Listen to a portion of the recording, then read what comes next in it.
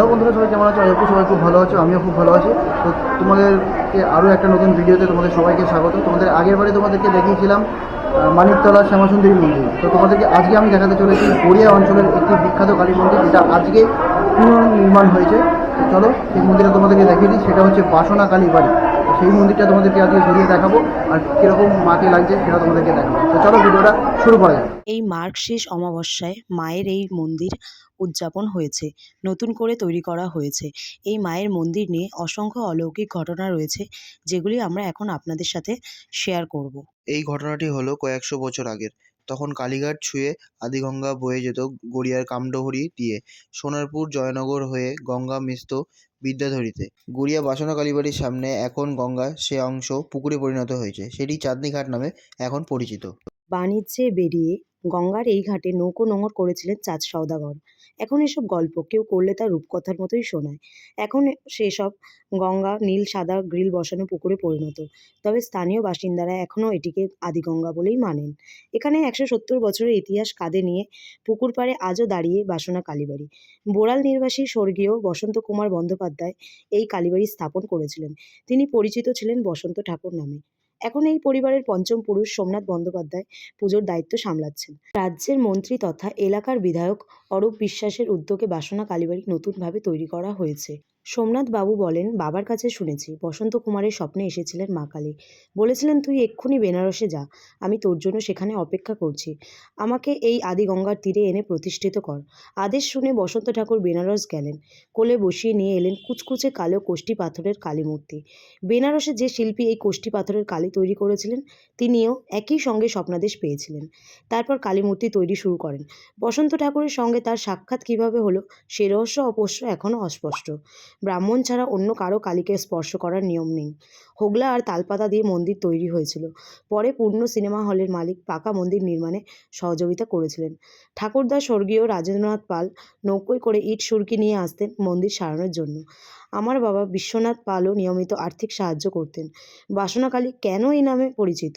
সোমনাথবাবু জানান, স্বপ্নাদেশে এসে কালী মা বসন্ত ঠাকুরকে বলেছিলেন এলাকাবাসীর কামনা বাসনা পূর্ণ করার জন্যই তিনি আসবেন। সেই থেকেই নাম বাসনা কালী। এখানে কালীকে নিরামিষ ভোগ দেওয়ার রীতি রয়েছে। কালীর সঙ্গে গণেশ, দুর্গা, মনসা, শিব, হনুমান, শনিসহ আরও কয়েকজন দেবদেবীর মূর্তি রয়েছে। প্রতি বছর প্রতিপদ তিথিতে এখানে 1200 থেকে 1500 মানুষ ভোগ খান। বাসনা কালীর লীলা কাহিনী এখনও মানুষের মুখে মুখে ঘোরে।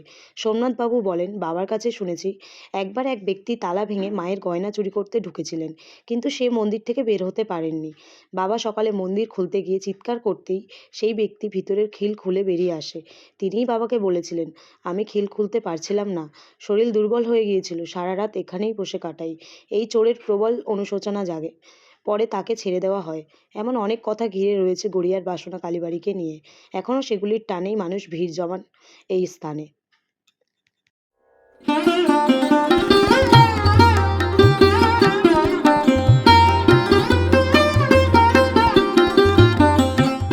তো তোমাদেরকে জানালাম বাসনা কালীবাড়ির একটি অলৌকিক ঘটনা।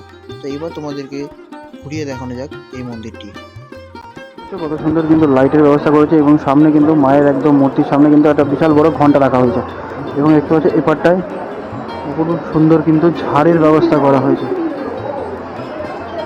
আজকে কিন্তু লোকের প্রচণ্ড পরিমাণে ভিড়, কিন্তু আজকেই কিন্তু প্রথম উদ্বোধন হলো।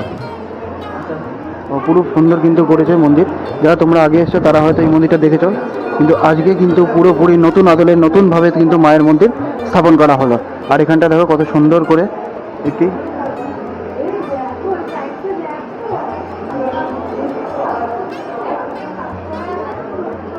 অপরূপ কিন্তু সুন্দর লাগছে। এটা লহ প্রণাম, অপরূপ সুন্দর লাগছে। তোমাদের দূর থেকে যদি দেখাতে পারি পুরো মন্দিরটা তো খুবই ভালো হবে। পুরো দূর থেকে তোমাদের মন্দিরটা ভালো করে দেখানোর চেষ্টা করব। আর এটা হচ্ছে ভেতরের দিকটা, মায়ের গর্ভগৃহ তোমাদেরকে দেখিয়েছি, এবং এটা হচ্ছে ঠিক তার বাইরের দিকটা।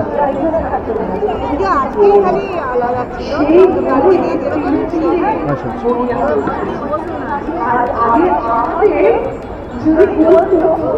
আজ কিন্তু প্রচুর ভক্তদের আগমন হয়েছে এখানে, এবং মায়ের ঠিক মন্দিরের সামনে কিন্তু দেখতে পাচ্ছি একটা ছোট্ট করে একটা পুকুর বাঁধানো রয়েছে।